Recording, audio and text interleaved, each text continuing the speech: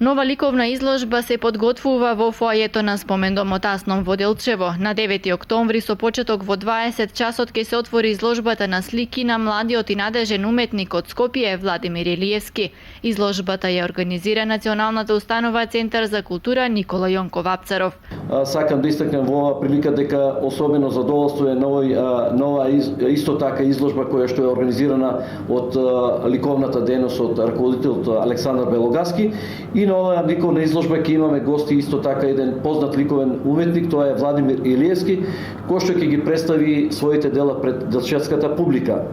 Инаку Владимир Илиевски е роден 1989 година во Скопје. Дипломирал уметност при сликарскиот оддел на Факултетот за ликовни уметности во Скопје во 2012 година.